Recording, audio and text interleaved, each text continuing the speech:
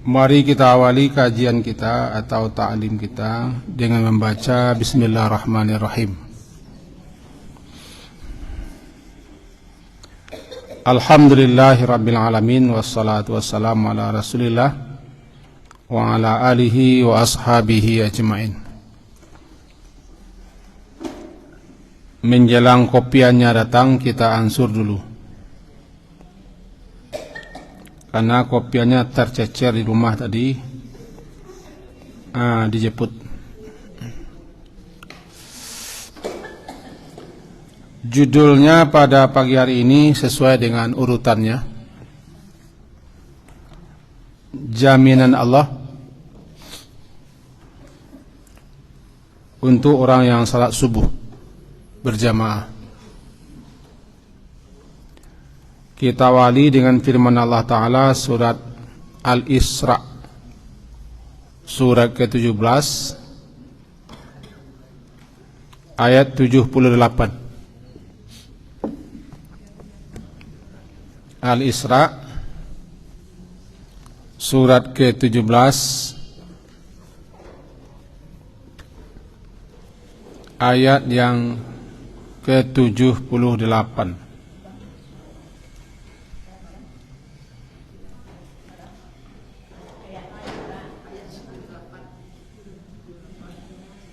Tujuh delapan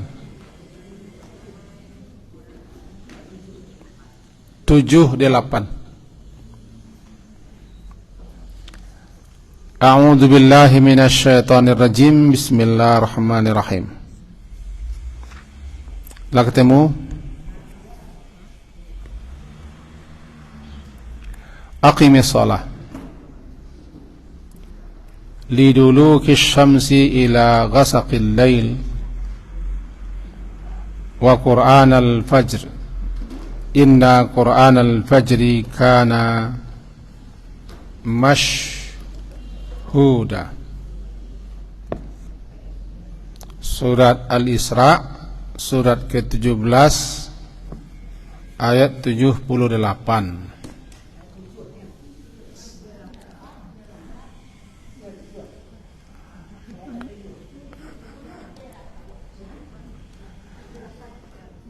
Dirikanlah salat liduluki syamsi, semenjak tergelincirnya matahari, ila ghasaqil lail, sampai gelap malam, wa qur'anal fajri, dan dirikan pula lah salat subuh. Inna qur'anal fajri, sesungguhnya salat subuh itu kana mashhuda, disaksikan oleh para malaikat.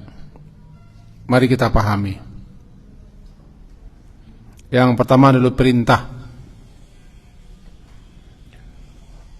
untuk menegakkan, untuk melaksanakan salat, yaitu aqim. Yang pertama, ketika matahari sudah tergelincir, condong daripada petang langit, itu salat zuhur, namanya duluki syamsi. Matahari sudah condong ke arah barat dan bayangan condong ke arah timur. Populer disebut dengan tergelincir matahari, yaitu salat zuhur. Ila ghasaqil lail, sampai gelap malam. Al-ghasaq, malam telah gulita, sama dengan surat Al-Falaq, ghasiqin. Dalam surat Al-Falaq, min syarri ghasiqin, ghasaq, gelap malam. Maksudnya salat maghrib dan isya. Salat malam pertama diawali dengan maghrib, seterusnya dengan isya. Disebut dengan ila ghasaqil laili. Wa Qur'an al-fajri, dan Qur'an al-fajri. Yang dimaksud dengan Qur'an al-fajri adalah salat fajar, salat subuh. Dikatakan Qur'an al-fajri karena salat subuh tadi membaca Qur'an agak panjang. Rakaatnya 2, tapi agak panjang bacaan ayatnya dibanding dengan salat-salat maghrib dan isya. Lalu populerlah namanya salat subuh itu dengan Qur'an al-fajri. Bacaan ayat, bacaan Qur'an di salat fajar itu agak panjang dibanding dengan salat isya, maghrib dan sebelumnya. Berarti 5 salat. Pertama ketika matahari sudah condong, zuhur dan asar. Kemudian ghasaqil lail, malam sudah datang atau sudah mulai gelap, maghrib dan isya. Qur'an al-fajri, subuh. Inna Qur'an al-fajri, sesungguhnya salat subuh itu, yakni salat subuh yang dimana bacaan Qur'annya agak panjang, kana masyhuda, disaksikan. Masyhud, disaksikan. Siapa yang menyaksikan? Para malaikat-malaikat. Malaikat-malaikat tukar shift jaga, tukar shift piket, tukar shift kerja. Pertama di waktu subuh, kedua di waktu asar. Malaikat-malaikat yang bertugas di malam hari dan malaikat-malaikat yang bertugas di siang hari bertemu di waktu subuh. Maka salat subuh disaksikan oleh para malaikat-malaikat masyhuda. Mereka bertemu di salat subuh. Setelah itu mereka serah terima. Maka malaikat-malaikat bertugas di malam hari naik setelah salat subuh. Malaikat-malaikat bertugas di siang hari mulai melaksanakannya setelah subuh. Jadi mereka tidak akan serah terima dan tidak akan berpisah, melainkan mereka menghadiri salat subuh. Makanya salat subuh itu masyhuda, disaksikan oleh para malaikat. Dan siapa yang salat subuh di awal waktu berjamaah, ketika itu masuk laporan dan masuk catatan malaikat yang bertugas di malam hari. Mereka katakan, kami dapati kemarin orang-orang ini salat, itu salat asar. Salat asar tugasnya juga diganti. Malaikat yang bertugas di siang hari akan selesai. Malaikat-malaikat yang bertugas di malam hari akan bertugas bertemu di salat asar. Setelah salat asar, malaikat bertugas di siang hari naik, ya malam hari mulai kerja.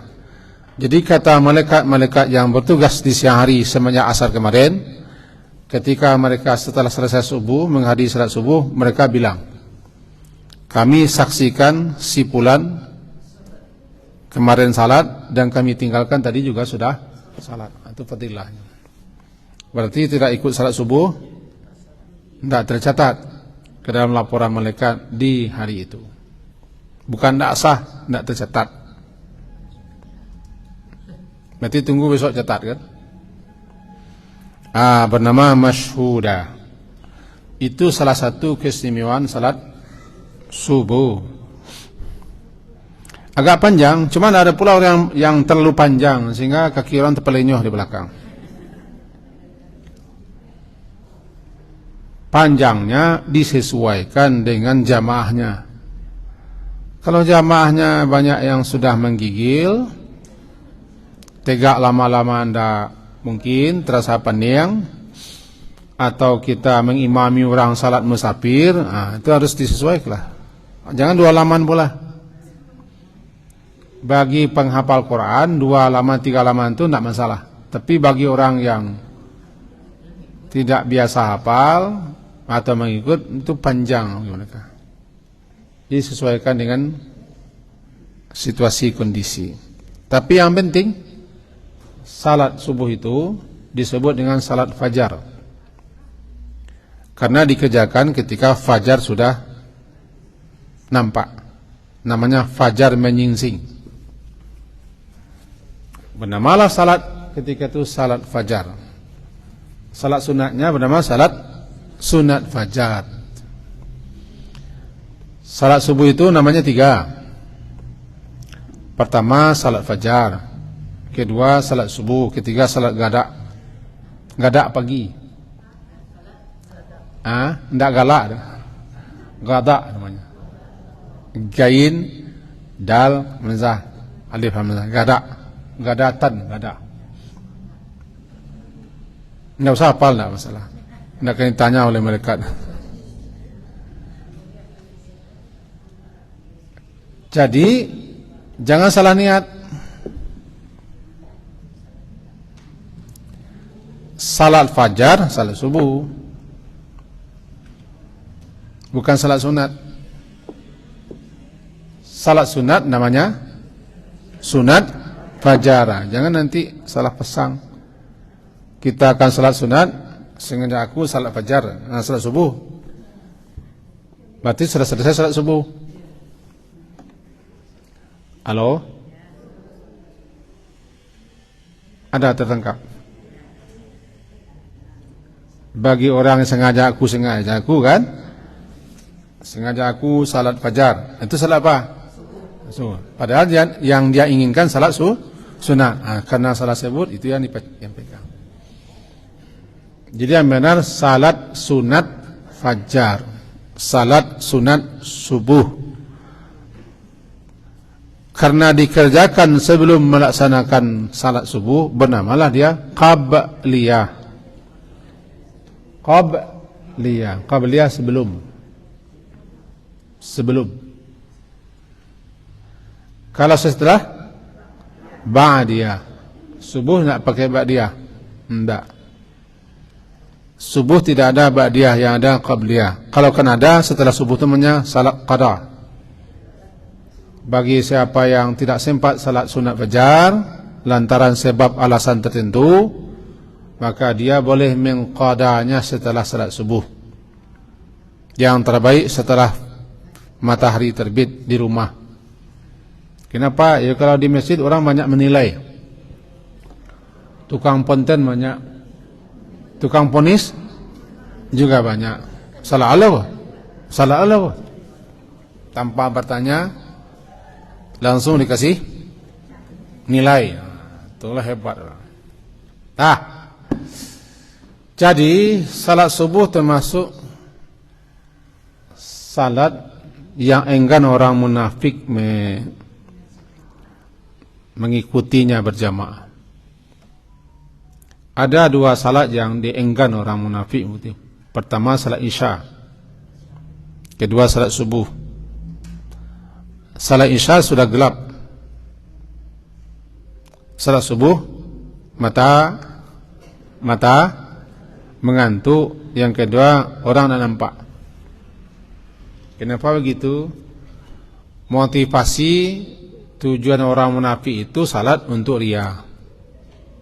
Yura'unan nas. Mereka riya, mempertontonkan, memamerkan mereka ada salat.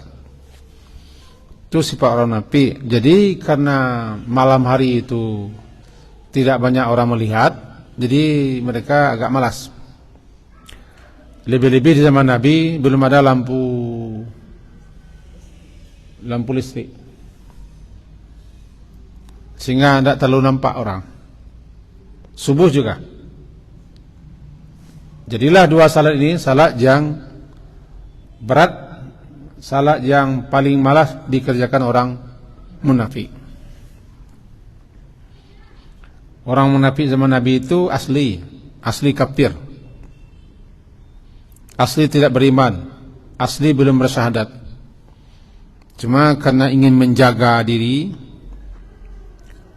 supaya jangan diketahui oleh kaum muslimin mereka adalah orang kafir, lalu mereka selimut diri dengan wa minan nasi may yaqulu amanna billahi wa bil yaumil akhir wa ma hum bimu'minin. Mereka tidak beriman.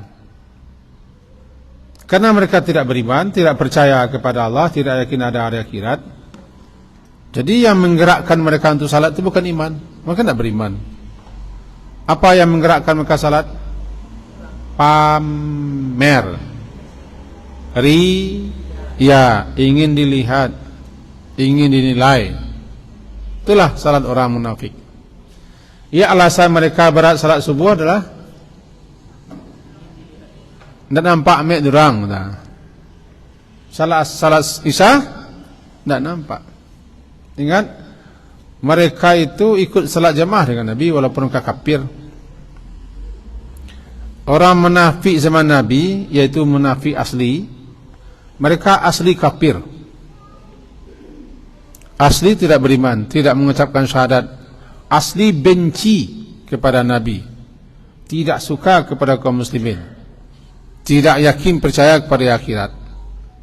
Lalu karena ingin menjaga diri supaya jangan tertuduh, sebab jumlah mereka sedikit. Orang munafik itu nampak nanti ketika jumlah mereka sudah banyak. Tapi kalau jumlah mereka sedikit, mereka menyembunyikan antipatinya, kebenciannya, sakit hatinya. Yang dinampakkan bulu kambingnya, bulu musang, bulu ayamnya dinampakkan. Yang dianduknya harimau no, yang dianduknya bulu serigala atau musang. Kalau awak munafik aja tapi tidak asli, bangun tidak asli, awak kan beriman, kita kan muslim, kita bersyahadat. Cuma perangai orang munafik itu bambia, jadi tidak munafik asli, munafik imitasi namanya, munafik amali. Setiap kita kau ada munafiknya. Kadang janji meleset atau tidak tepat. Kadang sekali-sekali berituah kan apa ada. Itu kan munafik. Tidak amanah, tidak jujur, curang, mendandam, malah beribadah. Itu kan ciri-ciri munafik. Jadi balik kita ke awal kaji ya, tentang kenapa salat subuh dinamakan dengan Quran al-Fajri. Fajar adalah cahaya putih yang nampak, yang muncul di arah tempat matahari terbit sehabis gelapnya malam. Cahaya putih itu disebut dengan fajru. Arti fajar itu membelah, isiakan dengan terbitnya cahaya putih, kegelapan malam dibelahnya. Cahaya putih dua, ada cahaya putih yang ke atas, ada yang cahaya putih memanjang langit. Yang masih memanjang ke atas seperti ekor serigala, itu namanya kadib, fajar kadib, fajar bohong, fajar dusta.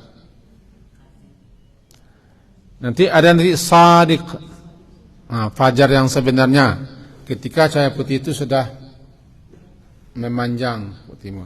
Sadiq masuk subuh. Ada tak begitu.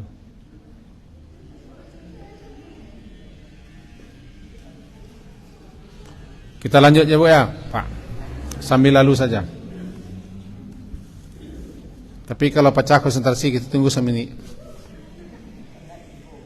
Jadi orang munafik itu bergaul dia di masyarakat. Iyalah. Jadi tidak tahu orang munafik. Enggak. Nabi saya tahu. Enggak. Nabi tidak tahu. Nabi tak tahu. Setelah Allah beritahu, baru tahu Nabi. Di waktu itu pengajian ini ada. Di zaman Nabi tidak ada pengajian. No? Kan ada seorang. Dia pengajian zaman Wa'adun. Begini. Kau menjalan sasa dibagi enggak? Munafik itu secara bahasa adalah lobang di tanah. Lobang di tanah. Lobang yang dibikin oleh sejenis binatang tanah. Sejenis yarbu, sejenis kelinci atau tikus. Digalinya lobang, lalu dikali pula ke lubang berikut yang lainnya, mempunyai minimal 2 lubang. Ketika datang pemangsanya mengejarnya, masuk dia ke lubang sini. Selamat dia sudah sampai pula, sudah muncul di lubang sana. Maka selamat dia, pemangsanya kehilangan buruan. Dipakailah istilah itu untuk orang munafik. Orang munafik mereka memakai 2 lubang. Tapi bukan harus lubang. Keluarnya beriman, di hatinya kafir. Keluar dinampakkannya beriman, ikut salat, ikut berperang, ikut di majlis Nabi, sehingga tidak ada yang tahu. Tujuannya supaya selamat. Lalu mereka simpan kekafiran, kebencian, permusuhan, disimpan itu, tidak dibongkar. Tapi ketika mereka bersua dengan konco-konconya lagi, itu dia. Wa idza khalau ila syayatinihim qalu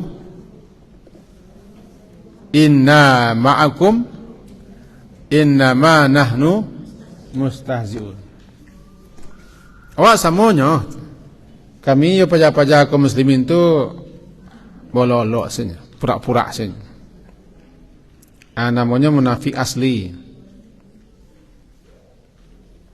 Ada nanti munafik yang kedua, namanya munafik amali. Karajo orang munafik itu pakai. Karajo orang munafik pakai, kaum muslimin bernama munafik amali. Jadi munafik amal itu orang muslimin. Cirinya berutuh khianat, oke janji, tidak bisa dipercaya. Banyak mencari alasan yang tidak benar, malas beribadah, banyak ciri-cirinya. Labu, jaminan Allah, halaman 1. Dari Jundab bin Abdullah radhiyallahu anhu, ia berkata bahwa Rasulullah sallallahu alaihi wasallam bersabda, "Man shallas subha." Siapa yang salat subuh, langsung, fahuwa fi zimmatillah, fahuwa maka dia berada di zimmah, dalam jaminan Allah. Fala yatlubannakumullah min zimmatih. Oleh karena itu fala jangan kamu menyakiti orang yang salat subuh tanpa jalan yang benar. Nanti kita jelaskan. Jika tidak, Allah akan menyiksanya dengan menelungkupkannya di atas wajahnya dalam neraka jahanam. Hadis riwayat Muslim nomor 657. Mari kita pahami. Orang yang salat subuh itu dia mendapat jaminan keamanan daripada Allah, jaminan penjagaan, pemeliharaan daripada Allah. Fi amanihi wa daminatihi. Dia dapat jaminan keamanan Allah, perlindungan penjagaan pemeliharaan Allah, karena dia rajin salat subuh. Maka siapa yang salat subuh berjamaah, lebih-lebih laki-laki, dia dapat jaminan keamanan, dia dapat perlindungan khusus, dapat pemeliharaan penjagaan spesial daripada Allah Subhanahu wa taala. Kenapa salat subuh? Salat subuh itu salat yang berat dibanding salat lain. Subuh berat. Kita sudah terbiasa bangun pagi, dah berat. Tapi bagi orang yang jarang bangun pagi atau tidak pernah bangun pagi, itu sangat berat. Untuk itu syukurlah kita yang sudah terlatih, terbiasa bangun pagi, tidak berat. Tidak berat, aman, atas bantuan Allah, tidak berat. Karena salat subuh itu ada masyaqqahnya, beratnya, ada dinginnya, ada mata masih mengantuk, atau ada godaan lain. Lebih-lebih tempat salat jauh, hari kencang, ditambah hujan-hujan melayang, itu berat orang. Dikhususkan salat subuh karena masyaqqahnya, karena berat susahnya, sehingga dia dapat keistimewaan. Siapa yang salat subuh berjamaah mendapat zimmah, jaminan keamanan, keselamatan, penjagaan, pemeliharaan daripada Allah.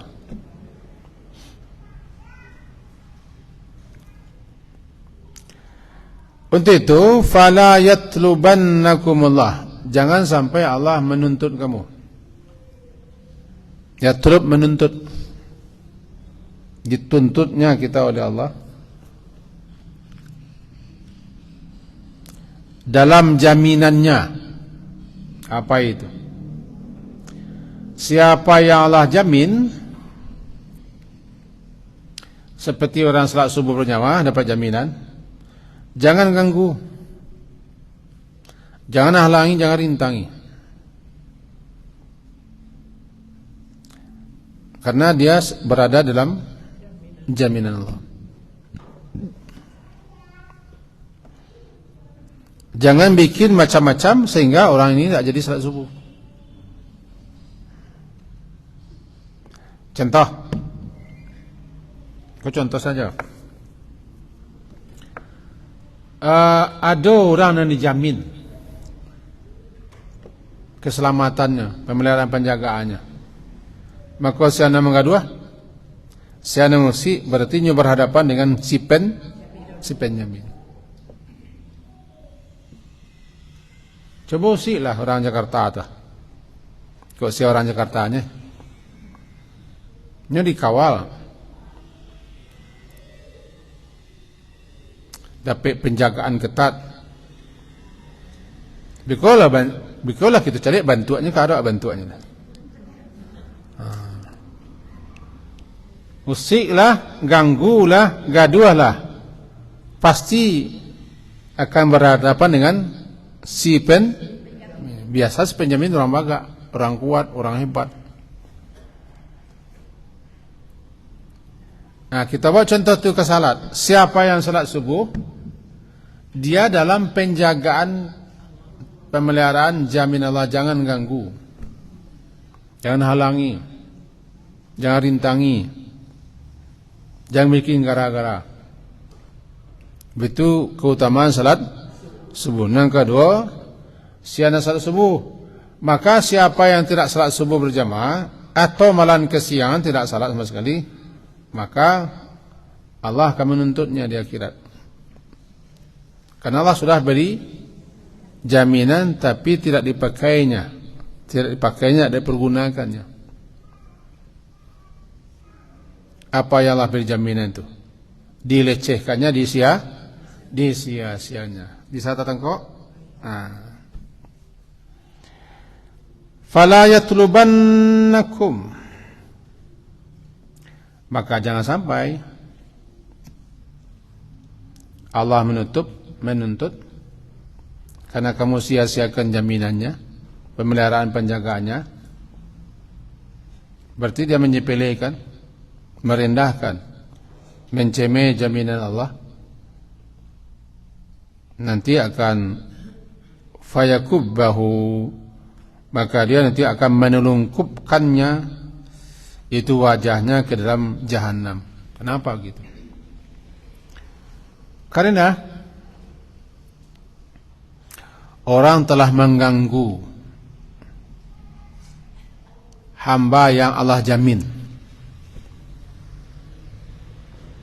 Ada orang salat subuh berjamaah, datang, dibikinnya gangguan, dibikinnya gaduh-gaduh, dihalang-halang, dirintai, macam-macam lah. Maka orang itu hati-hati, sabuknya lah mengusik hamba yang telah dijamin. Bisa tertengok? Itu keistimewaan salat subuh. Dan juga orang yang salat subuh, karena dia dijamin, jangan sia-siakan jaminan itu. Dia dijamin, jangan sia-siakan jaminan Allah itu. Kalau menyia-nyiakan berarti menyepelekan jaminan. Bagaimana menyia-nyiakannya? Dia tidak salat subuh sampai tidur. Bahkan salat di ujung waktu, hati-hati.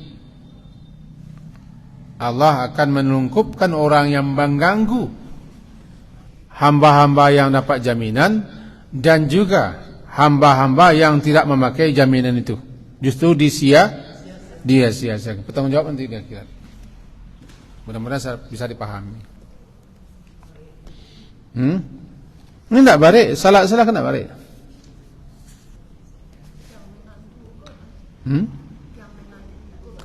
Mengganggu, menggaduh, merintai, menghalangi, menghambat, tutup menjadi diusir orang sembahyang.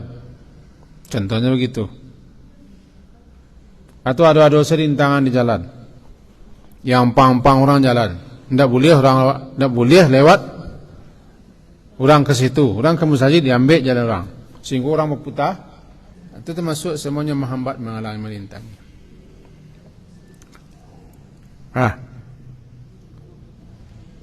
Bangun ke barik, tidak barik dah. Tidak mahu dapat jaminan.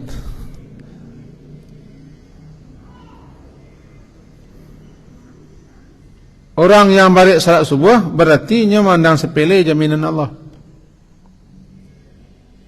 penjagaan Allah, pemeliharaan Allah, pelindungan Allah, baik di dunia ataupun di akhirat. Kenapa agak sepele? Berarti ada ulama nanti akan menjaminnya daripada bahaya, siksa, azab. Ada ulama nanti akan menjaminnya supaya jangan masuk neraka. Ada orang yang bisa menjamin kita supaya tidak masuk neraka? Tidak ada. Sekarang Allah jamin dia. Allah jamin dia, Allah lindungi dia, Allah jaga dia dari berbagai macam hal yang akan mendatangkan kecelakaan, kemudaratan untuknya, daripada siksa. Jamin Allah. Berarti orang yang rajin salat subuh tidak masuk neraka? Tidak. Rajin salat subuh. Salat subuh berjamaah. Banyak ulama menerangkan itu bukan salat subuh sekali-sekali. Dia rutinitas salat subuh berjamaah. Paling-paling kalau tinggal ada alasan tertentu, ada penyebab tertentu, sakit misalnya, atau tersasak, atau musafir. Siapa yang rajin salat subuh berjamaah, dia sudah dapat jaminan daripada berbagai macam hal-hal yang akan membuatnya menderita, terganggu, tidak jamin, termasuk jaminan supaya jangan masuk neraka. Itu kartunya salat subuh berjamaah. Laki-laki terutama. Karena perempuan kadang-kadang tidak apa-apa, tidak ikut ke jamaah. Sesuai dengan situasi dan kondisi perempuan, tapi laki-laki dituntut. Sehingga adalah ulama yang mengatakan wajib salat jamaah, ada juga yang memahamin tidak. Salat jamaah itu sunnah muakkadah. Kita tinggalkan hukum-hukum itu yang jelas, jangan sampai tidak sah salat jamaah.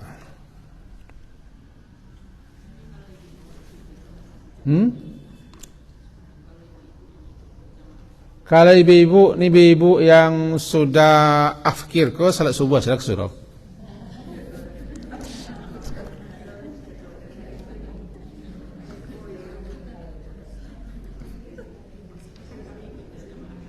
Iya, silakan. Yang lebih baik di rumah itu gadis ranti, harum-harum, baju joget, buat TikTok ke surau, gantilah ke surau. Atau keamanan tidak menyemin, banyak gangguan, banyak gondaan, atau sendiri salah niat ke surau. Tapi perempuan-perempuan yang sudah apa tadi? Sudah lamati pajak namanya, ya sudah aja lah.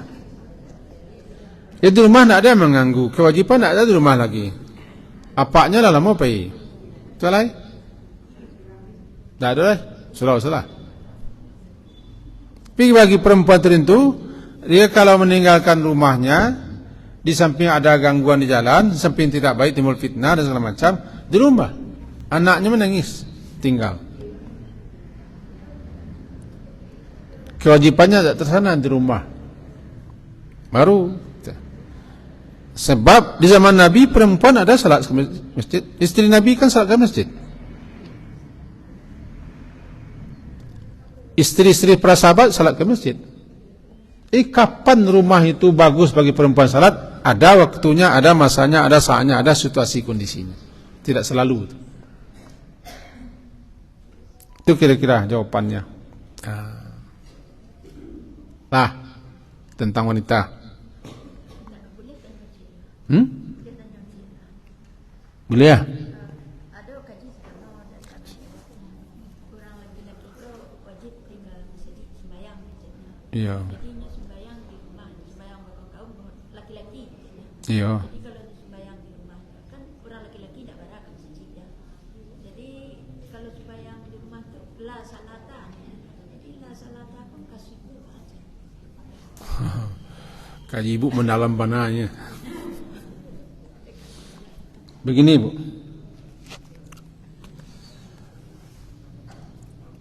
ulama-ulama berbeda dalam memahami hukum salat berjamaah.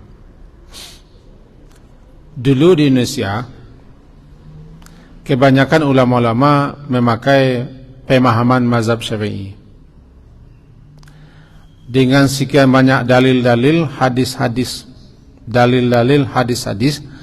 riwayat-riwayat disimpulkan salat berjamaah itu hukumnya sunat muakkadah, salat sunat yang sangat ditekankan betul, salat yang sangat ditekankan betul untuk mengerjakannya rugi, sebenarnya rugi.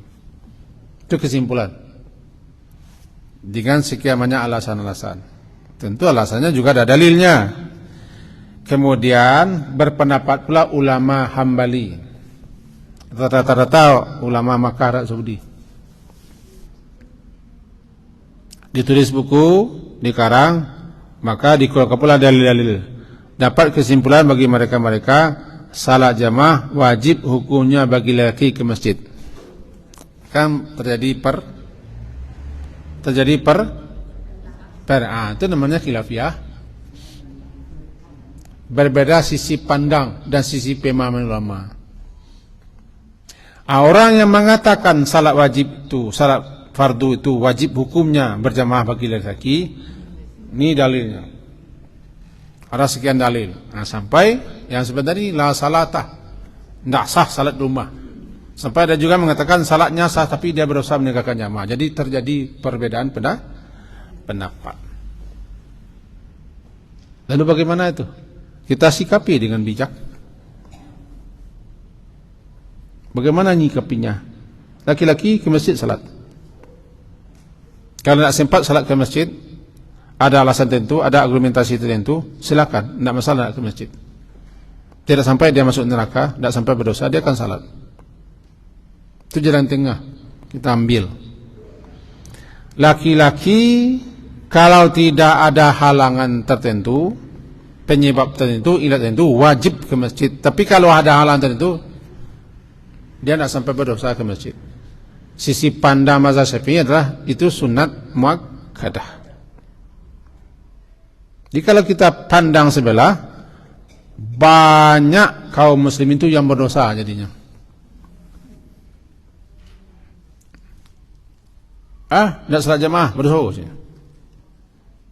Dipanggang rumahnya itu, kan? Macam-macam alasan. Jadi yang mau jawab ke ibu yang garis tengah, tawasudnya. Tawasud, kalau ambo memahami, cenderung kepada memahami bahwa orang yang tidak salat berjamaah ke masjid laki-laki, mereka sungguh sangat banyak mendapatkan kerugian-kerugian, luput daripada sekian banyak keutamaan-keutamaan. Tetapi saya menganggap mereka tidak berdosa. Mereka meninggalkan sunnah Nabi, bukan sunat, sunnah Nabi. Alah bu, alah.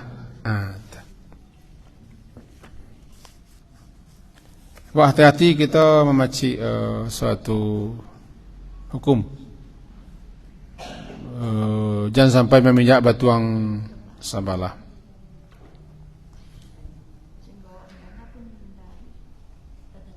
Iya, nanti kalau kata cangang-cangang ibu nanti dengar ibu.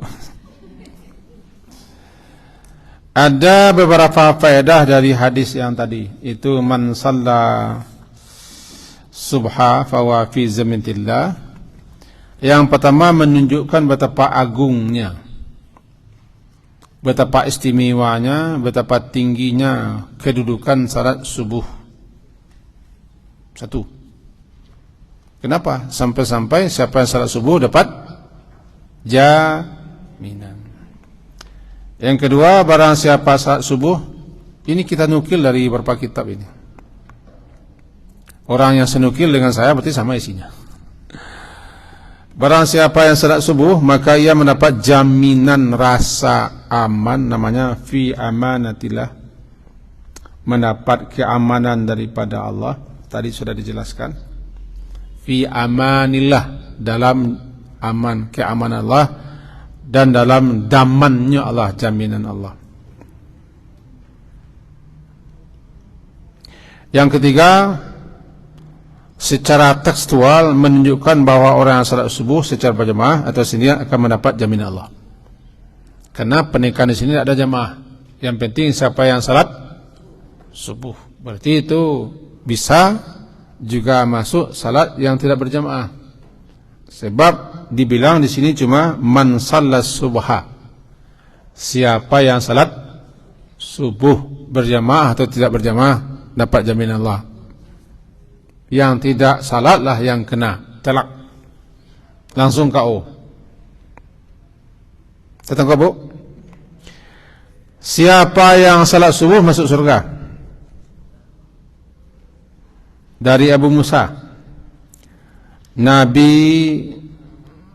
sallallahu alaihi wasallam bersabda, man sallal bardain dakhalal jannah. Bardain, dua waktu dingin. Barat itu dingin, al-barat itu dingin. Dua yang dingin bardain. Dikatakan salat subuh dan salat asar bardain namanya. Kalau subuh sudah jelas sangat dingin. Ingat, di negeri kita tidak terlalu tapi di negeri yang punya musim, kita kan sudah sebagian besarnya umrah atau haji di Madinah. Itu subuh sangat dingin, kelembapannya tinggi di Madinah. Puncaknya bisa biru, keluar darah, kaki retak-retak. Saya mengalami itu dulu ketika di Madinah. 8 hari cuma di situ pecah-pecah kaki. Pecah-pecah, itu pun sudah pakai kaos, baju 4 lapis, karena kita tidak terbiasa. Gini. Lebih-lebih orang yang biasa di negeri panas, berkunjung dia ke Bukit Tinggi. Jangankan malam subuh, siang hari saja dinginnya. Atau pengen ke Berlin, tahu Berlin? Dingin. Atau ke Singapura, dingin. Awak biasa, awaklah biasa di suhu 20 lah. Bisa 22, bisa 23, bisa 19 biasa. Tapi orang biasa suhunya 35, pengennya ke Bukit Tinggi dingin di subuh hari. Maka bernamalah subuh itu barat. Salat barat, salat dingin. Asar juga begitu. Di daerah yang musim-musim tertentu, asar itu angin sedang kencang bertiup. Kita wajib bersyukur karena kita ditempatkan dan dilahirkan di daerah yang sedang-sedang. Tidak ada 4 musim. Tidak ada musim panas, yang ada cuma kemarau. Tidak ada musim dingin, yang ada musim hujan. Sehingga segala macam tanaman-tanaman jinak semua. Tapi kalau orang yang punya musim-musim itu, subuh itu terlalu dingin, asar itu terlalu dingin. Bernamalah 2 salat ini bardain. Siapa yang salat, kan bunyinya man salla. Siapa yang salat salal bardain, salat bardain, salat subuh dan salat asar, dakhalal jannah. Dia masuk surga. Arti salat di sini salat yang berketerusan. Tidak sekali-sekali salat, sebenarnya salatnya betul. Keterusan salat.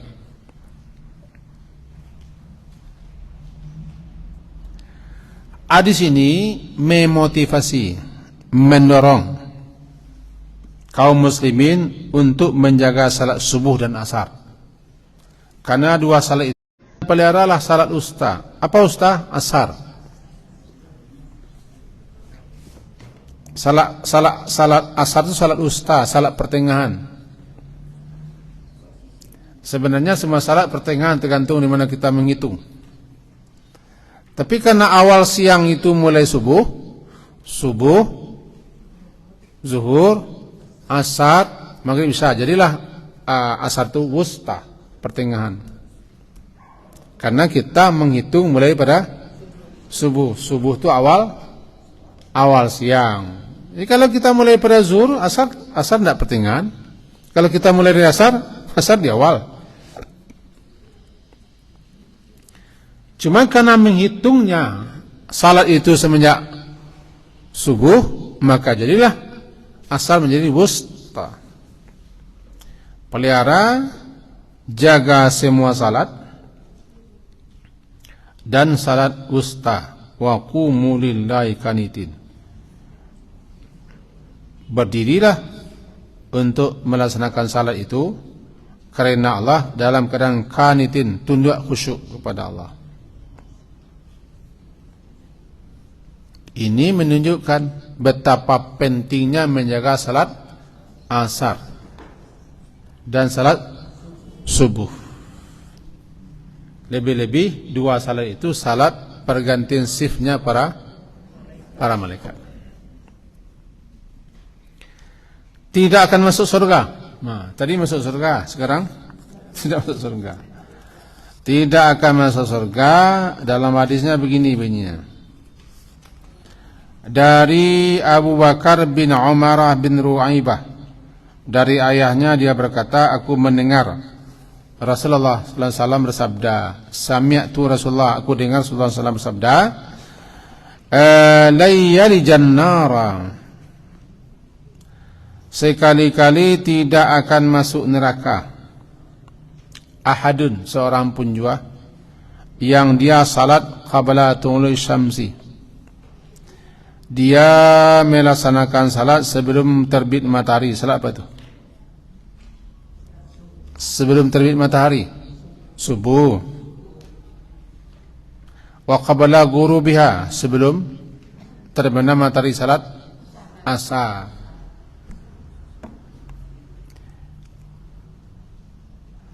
Yakni al-fajra wal asar, yaitu salat subuh dan asar. Maka ada orang yang bertanya kepada yang menyampaikan hadis ini dari orang Basrah, anta sami'ta hadha min Rasulillah, apakah ini sami'ta, benar-benar engkau dengar dengan telingamu langsung dari Rasulullah SAW? Qala na'am, yo, bodoh mana tidak akan masuk neraka, tidak akan masuk neraka orang yang salat sebelum terbit matahari dan sebelum terbenam. Saya dengar betul dengan telinga saya. Naam, ana ashhadu, saya menjadi saya mensaksi, anni, bahwasanya aku sami'tu, aku mendengar langsung dari Rasulullah SAW.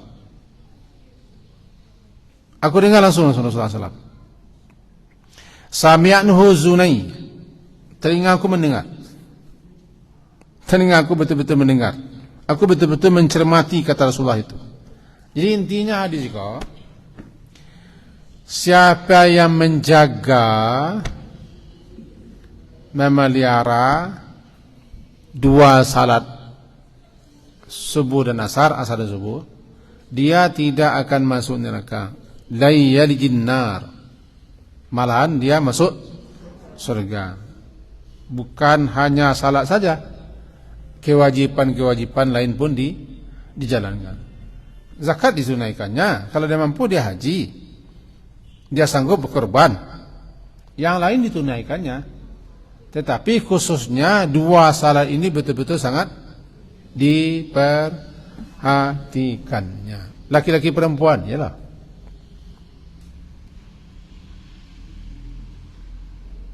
Maka jadilah dia, siapa yang rutin menjaga salat subuh, rutin menjaga salat asar, dia akan masuk surga dan tidak akan masuk neraka. Tidak akan masuk neraka. Bisa tertangkap, mudah-mudahan bisa ya. Orang yang tertidur dan tidak bangun pagi hari, berarti telinganya dikencing setan. Hadis di bawah, telinganya dikencing setan. Keceng ke orang sebelah lalu, kalau masih ada orang sebelah. Yang tertidur dari salat subuh, telinganya dikencing setan, sebagaimana hadis daripada Ibnu Mas'ud, ia pernah berkata di hadapan Nabi SAW disebutkan tentang seorang laki-laki yang tidur semalaman sampai pagi. Lalu kata beliau, zaka rajulun bala syaitan fi zunai, itu adalah laki-laki,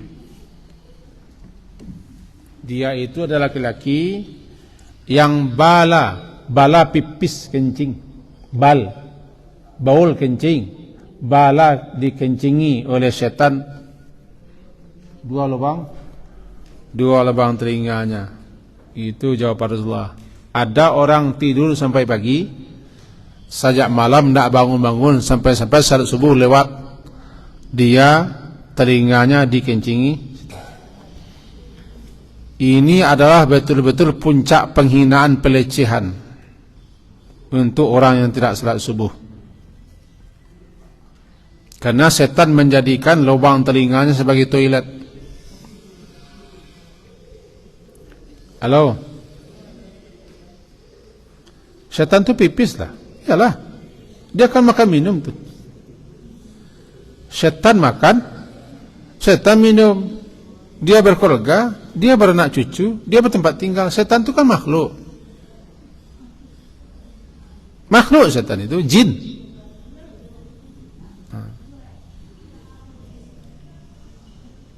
Setan itu bangsa jin. Jin sama dengan kita. Sama-sama diberi beban tanggung jawab. Tidak ada makhluk yang tidak makan. Yang tidak makan siapa? Allah lah. Selagi makhluk makan, cuma makanannya itu berbeda-beda. Berbeda-beda lah makan. Sama dengan kita manusia kan tidak sama. Ada yang makan pokoknya kentang, ada yang makan pokoknya jagung, ada yang makan pokoknya gandum, ada yang pokoknya makan tuh. Beda-beda kan? Orang kalau makan pasti buang air. Orang kalau minum pasti buang air. Ada BAK, ada BAB. Orang yang tidur sampai pagi, maka tempat kencing setan di telinganya. Kan menghina, melecehkan. Kenapa telinga?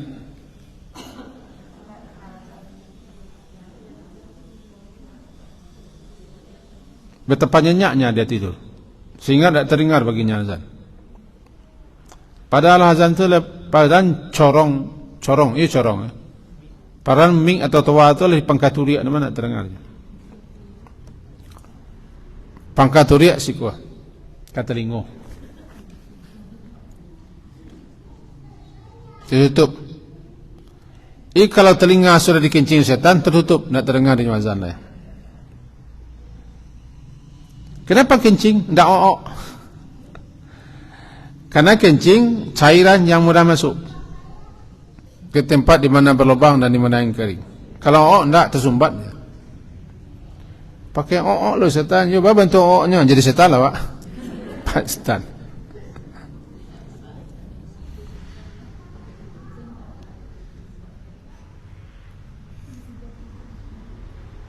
Maka orang yang tidur sampai pagi, telinganya tersumbat oleh kencing setan.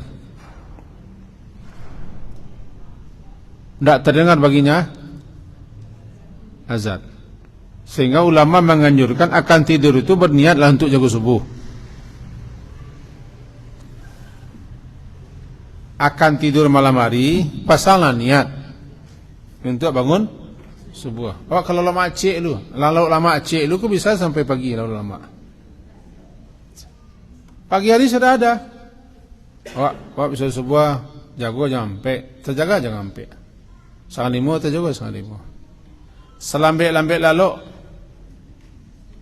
Tapi kalau kita niatkan, ya Allah, jago mau jam 2, jago jam 2. Cuma tidak mau jago lah itu. Tak jago lah. Tidak mau jago betul.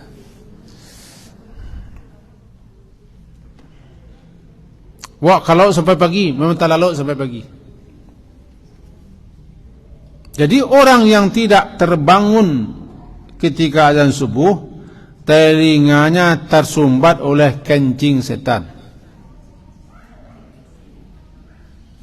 Makanya berzikir kalau supaya setan jangan sampai berteman atau menemani kita tidur. Di samping dia telah diikat,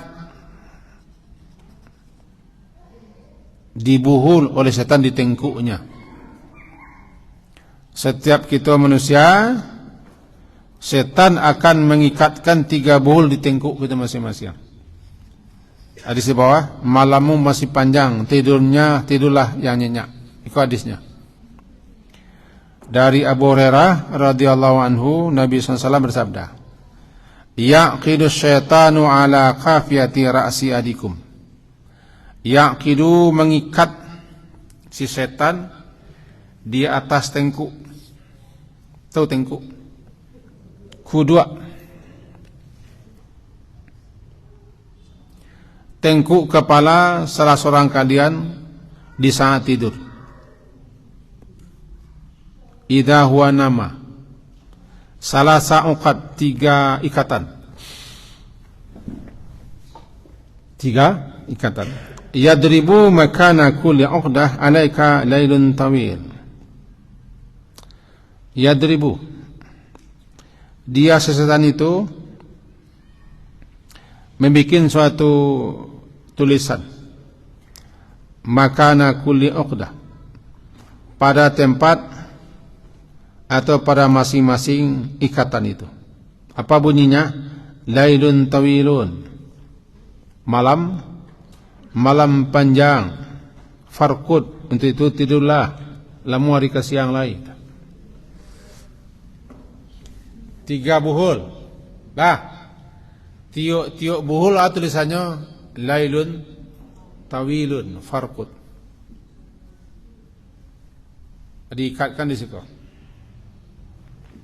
Bunyi buhulnya lailun tawilun, malam masih panjang. Farqud, lanjutkanlah tidur sebentar lelah.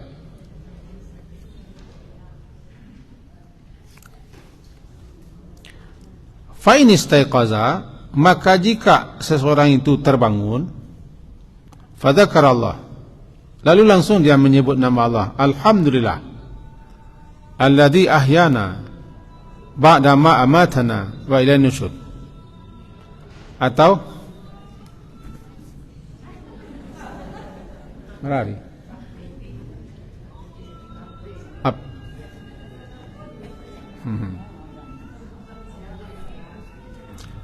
Kita balik. Halo. Apabila dia tersentak bangun, lalu dia berzikir menyebut nama Allah, antara lain dibacanya alhamdulillahilladzi ahyana ba'dama amatana wa ilaihin nusyur. Atau bacanya lain, alhamdulillahilladzi afani fi jasadi wa radda alayya ruhi wa azina li bidzikri. Itu zikir namanya loh. Ala pece ikatan. Tinggal dua. Ya dua. Fa in tawadda'a, apabila dia pergi ke kamar wudu, ke WC berwudu, in halat uqdah, tinggal tanggal pula 1 buhul lagi. Fa in shalla, maka jika dia salat, in halat uqdah, lepas pula buhul yang lain.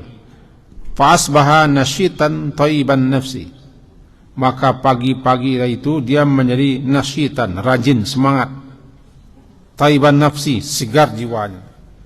Wa ila asbaha khabithan nafsi kaslan. Kalau tidak, pagi-pagi itu dia menjadi jiwa yang kotor dan pemalas. Bangun kau malih orang joko pagi. Mangaliye sen, mangaliye. Atau lalu lihat. Buhul tadi belum lepas. Belum tanggal buhulnya. Kemudian malih jago, kaslan namanya. Khabisan nafsi, jiwanya kotor. Cotok sen apa suara? Umuah. Lalu bekoh kaslan, malih bangun. Iko gambaran kepada kita.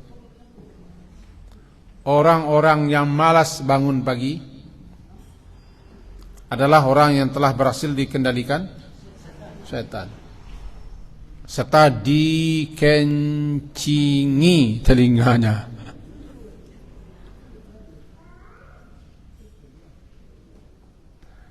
Jadi solusinya 3. Kalau tersentak, duduk baca alhamdulillah. Kalau tengah malam tersentak, baca inna fi khalqis samawati wal ard.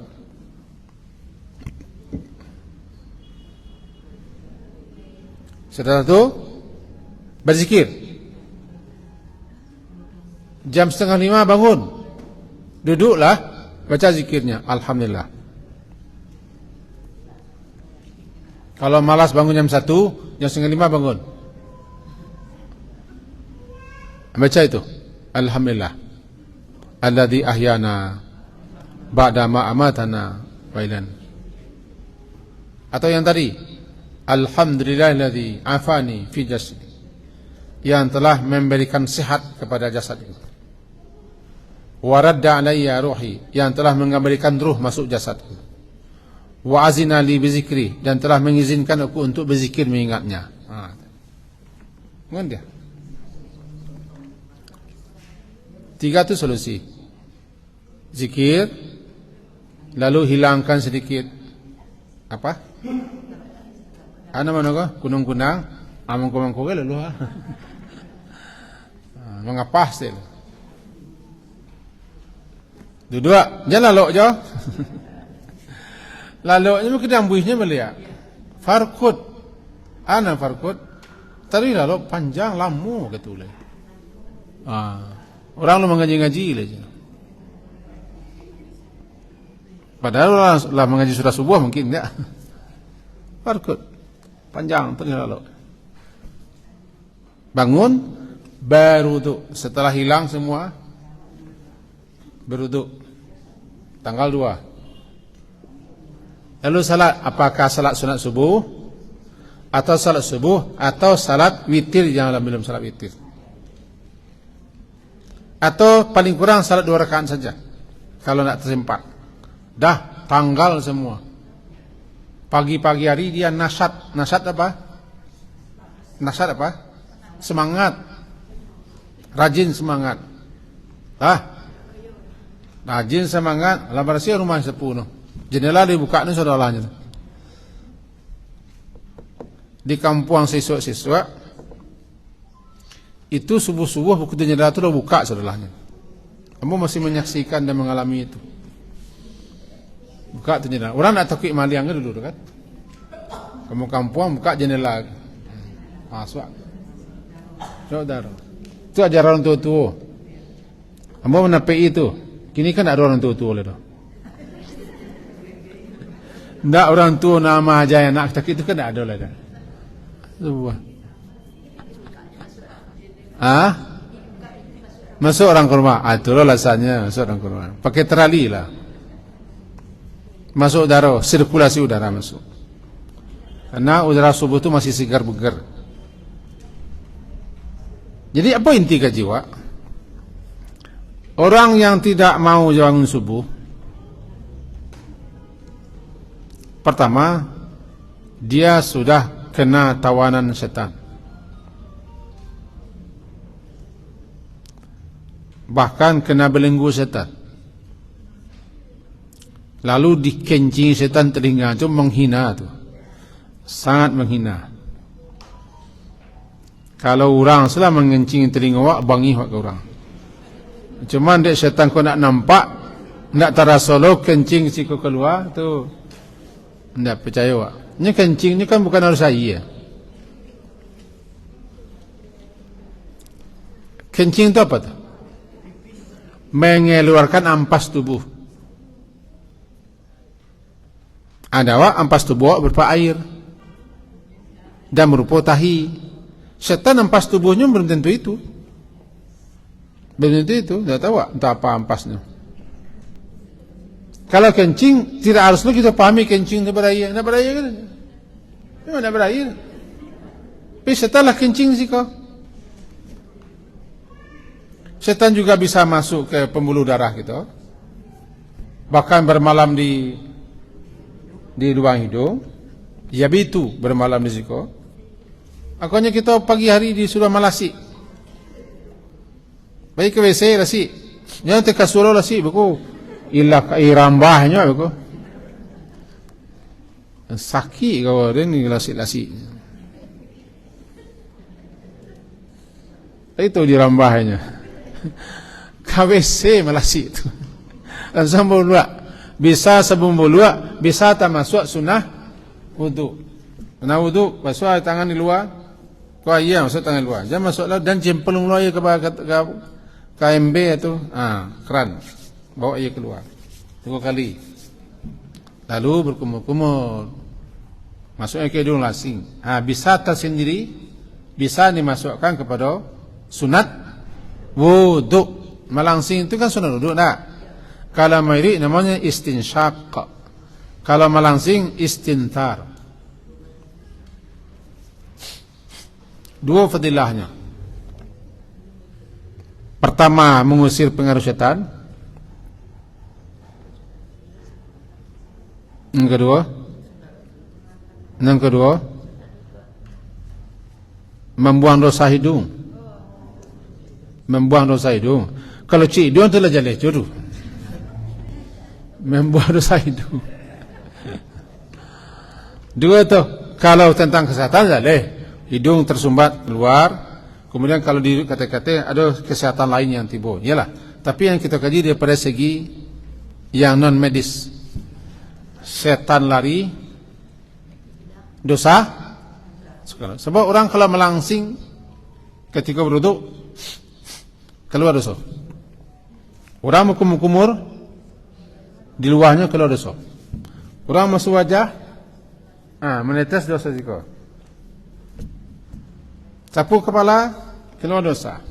Masuk ke telinga, keluar dosa. Jadi melangsing tadi, melangsing bisa sebelum berwuduk, bisa masuk ke dalam wuduk. Dengan begitu hilang setan, hilang pengaruh setan. Tapi kalau tidak, berzikir tidak, duduk, berdua tidak, lo salah tidak, itu lailun tawilun, malam panjang. Dapat lagunya tak? Malam panjang, malamnya panjang, parkut, terus tidurlah. Lama hari ke siang lah. Malas bangun pagi, kaslan bangun pagi. Itu nang kaslan. Jadi jiwanya kotor, kaslan. Jiwa itu bersih kalau kita salat. Jiwa itu bersih kalau kita berzikir. Jiwa itu bersih kalau kita berdoa. Bersihnya. Kemudian rajin, Pak. Orang-orang Islam tu subuh itulah berkahnya. Apalagi kita tidak disukai tidur pagi. Dihukumi makruh tidur pagi. Kecuali orang tua-tua suap menutup pintu rezeki. Aduh, hadisnya tapi lemah. Tapi yang jelas, siapa yang tidur pagi, dia tidak dapat doa Nabi. Karena Nabi SAW berdoa, Allahumma barik, ya Allah berkatilah umatku pada fi bukuria, pada waktu pagi. Kalau bau sahur pagi-pagi, kalau bekerja pagi-pagi, kalau pagi-pagi, supaya dapat berkah. Nabi mendoakan umatnya supaya dapat berkah. Jadi pagi-pagi itu kerja sekali. Abu Yahya itu masa iya. Apa soalnya? Abu Yahya itu masa iya. Abu Yahya ya. Kalau mabuih kok adonan isinya. Enggak bisir kan? Masa ayah berkah. Ayah berkah. Bukan temani berkah. Sebab doa Nabi. Barik, beri berkahlah umatku fi bukuria, pada waktu pagi asyik kerajaannya. Sapu rumah. Singkuan jendela. Kamihan, lipik, basuh. Siram.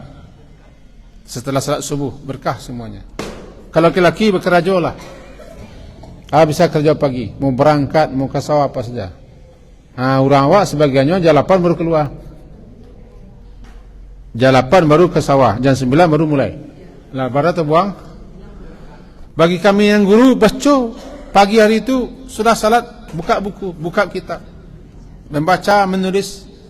Berkah, berkah tinggal. Kamu kebiasaanmu sejak guru majan tak itu, sejak guru majan kitab tak itu, untuk berkah aku lalu malam tu tak usah baca. Lah jago saja sampai jago yang tinggal di kepala. Itu rutin melakukan. Selayang-layang saya cari berkah, sebab berkah dapat masjid ni. Itu kaji subuh. Itu kaji kita pagi kini tentang siapa ingin mendapat jaminan Allah,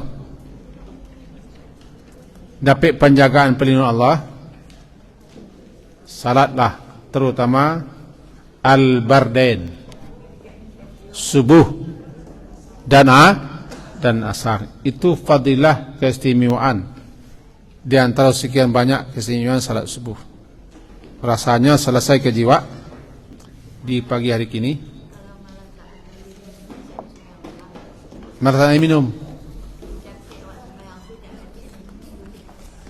Boleh bu, tapi yang tidak boleh kini ko kita minum dingin. Kata orang kesehatan, air panas jago lalu untuk orang tua-tua. Latana minum di muka tempat sujud. Supaya nak terangah dia minum cukup tu bacaan zikir, doa, fatihah dan salawat kita boleh bu? Boleh lah. Kan ada pengaruhnya ke air. Ada pengaruh ke air. Bacakan Al-Fatihah ke air berpengaruh ke air. Nah bu. Subhanakallahumma bihamdika asyhadu an la ilaha illa anta astaghfiruka wa atubu ilaik. Wassallallahu ala Muhammadin wa ala alihi washabihi ajmain. Alhamdulillah. Assalamualaikum warahmatullahi wabarakatuh.